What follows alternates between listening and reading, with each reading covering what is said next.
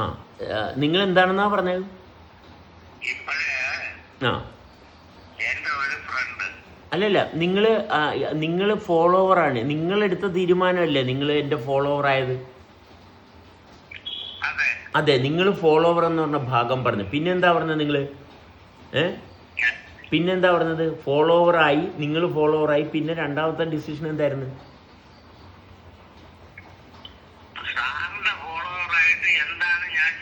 അല്ലെ, എൻ്റെ ഫോളോവർ ആയത് നിങ്ങളെടുത്ത തീരുമാനമല്ലേ?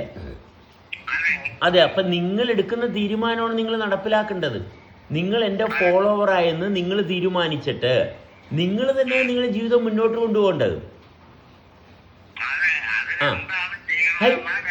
അതാണ് ഞാൻ പറയും, നിങ്ങൾ ശ്രദ്ധിക്കുന്നില്ല.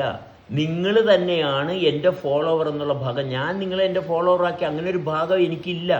ആരും ആരുടെയും ഫോളോവർ ആകേണ്ട ആവശ്യമില്ല. ആരും ആരെയും ഫോളോ ചെയ്താണ് ഈ പ്രശ്നങ്ങൾ മുഴുവനും ഈ ലോകത്തുള്ളത്. ആർക്കും ആരെയും ഫോളോ ചെയ്യാൻ പറ്റത്തില്ല. നിങ്ങൾക്ക് നിങ്ങളുടെ ജീവനുണ്ട്, ജീവൻ പ്രവർത്തിക്കുന്നു, ജീവൻ അനുഭവിക്കുക. അതിന് ഭക്ഷണം കഴിക്കുമ്പോൾ ശ്രദ്ധയോടുകൂടി, വെള്ളം കുടിക്കുമ്പോൾ ശ്രദ്ധയോടുകൂടി, ശ്വാസം എടുക്കുമ്പോൾ ശ്രദ്ധയോടുകൂടി. ഇത് നിലനിർത്തുന്ന ഭാഗം, നമ്മളെ നിലനിർത്തുന്ന ഇതൊക്കെയാണ്. അല്ലാണ്ട് ഒരാളെയും ഫോളോ ചെയ്യേണ്ട ഒരു കാര്യമില്ല.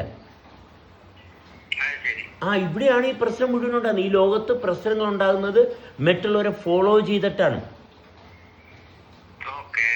കുറെ ക്രിസ്ത്യാനികൾ യേശു ക്രിസ്തുവിനെ ഫോളോ ചെയ്ത്, എന്നിട്ട് അവര് രോഗികളാണ് മുഴുവനും.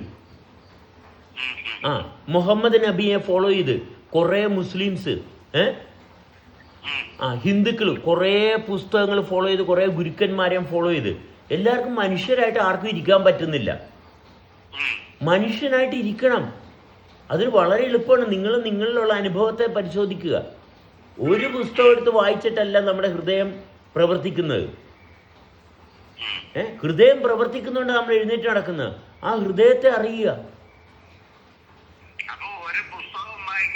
പുസ്തകം വായിക്കുന്നത് നിങ്ങളുടെ മനസ്സിന്റെ ഉല്ലാസത്തിന്, നിങ്ങൾ നിലനിൽക്കുന്ന ജീവന്റെ അനുഭവത്തെ അറിയാൻ. കഴിക്കുന്ന ഭക്ഷണം വൃത്തിയായിട്ട് ദഹിപ്പിച്ച് മാറ്റുക. വെള്ളം കുടിക്കുമ്പോൾ വെള്ളം ശരീരത്തിൽ എങ്ങനെ ചേരുന്നു വ്യക്തമായിട്ട് അറിയുക. മനുഷ്യർ പരസ്പരമുള്ള സഹകരണം മാന്യമായിട്ട് സത്യസന്ധമായിട്ട് കൊണ്ടുപോവുക.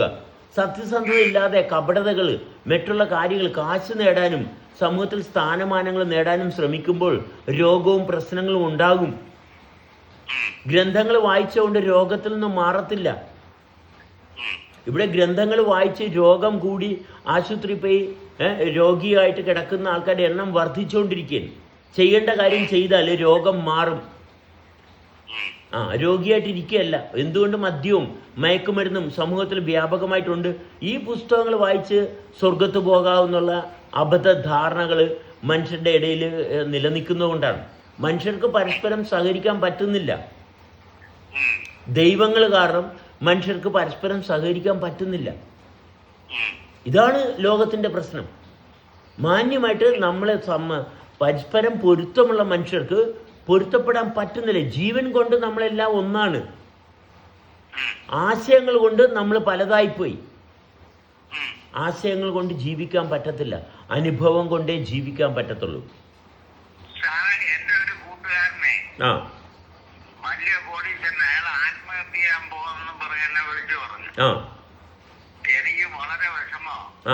അയാൾ ആത്മഹത്യ നിങ്ങൾ വിഷമിക്കുന്ന എന്തിനാണ്? അയാൾ ആത്മഹത്യ നിങ്ങൾ വിഷമിക്കുന്ന എന്തിനാണ്? അത് അയാളുടെ താല്പര്യമല്ലേ അയാൾ ആത്മഹത്യ എന്നുള്ളത്. നിങ്ങൾ വിളിച്ച് പോലീസ് സ്റ്റേഷനിൽ പറ. മനസ്സിലായി? അതിങ്ങനെ ഒരാളെ ആത്മഹത്യ ചെയ്യാൻ പോണെന്ന് പോലീസുകാരെ വിളിച്ച് പറ. അപ്പോൾ അവരെന്താണെന്ന് വെച്ചാൽ, കാരണം ഇത് സമൂഹമാണ് മനുഷ്യരെ ഇങ്ങനെ ആത്മഹത്യയിലിട്ടും മാനസിക അസ്വസ്ഥയിലിട്ടും ഈ മതങ്ങളാണ് കൊണ്ട് എത്തിച്ചിരിക്കുന്നത്. എത്ര കാശുണ്ട് സമൂഹം പറഞ്ഞ പോലെ കാശുണ്ടാക്കി ജോലി ചെയ്ത് എല്ലാം ഉണ്ടാക്കിയിട്ടും മാനസിക അസ്വസ്ഥതയാണ്. ഈ മതവിശ്വാസത്തിൽ നിന്ന് എല്ലാ മതങ്ങളും അല്ലെ, എല്ലാവരും പിണക്കവും ഇണക്കവും എല്ലായിടത്തും ഉണ്ട്. ഇത് ഈ സമൂഹത്തിന്റെ നിലവാരമില്ലാത്ത പ്രവർത്തനത്തിന്റെ അനന്തര ഫലമാണ്. ഭാര്യയും ഭർത്താവും ഇണക്കവും പിണക്കവും ആത്മഹത്യയും ഇത് എല്ലായിടത്തും നടന്നുകൊണ്ടിരിക്കുന്ന സ്ഥിരം. എന്തുകൊണ്ടാണ്? ഈ മതം മനുഷ്യനെ വൃത്തികേടാക്കുന്ന ഏറ്റവും വലിയ പ്രവർത്തനമാണ്. മനുഷ്യന്റെ ശരീരത്തിൽ ജീവനുണ്ട്, ബോധമുണ്ട്, സ്വയം തിരിച്ചറിവോടുകൂടി നിലനിൽക്കുക. മനസ്സിലായോ? ഇത്രേ ആവശ്യമുള്ളൂ. എന്നുവെച്ചാൽ കാശ് കൊണ്ട് സ്വസ്ഥത അനുഭവിക്കാൻ പറ്റത്തില്ല തിരിച്ചറിവ് ആദ്യം എടുക്കുക.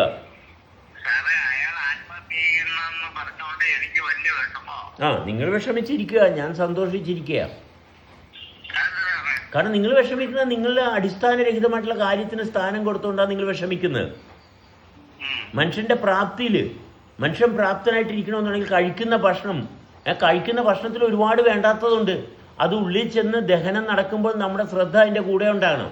എന്നാൽ മാത്രമേ നമുക്ക് മാനസിക സ്വസ്ഥത ഉണ്ടാകത്തുള്ളൂ. നമ്മളുമായിട്ടുള്ള സഹകരണം നിരന്തരം വേണം. എന്നാൽ മാത്രമേ നമുക്ക് മാനസിക സ്വസ്ഥത ഉണ്ടാകത്തുള്ളൂ.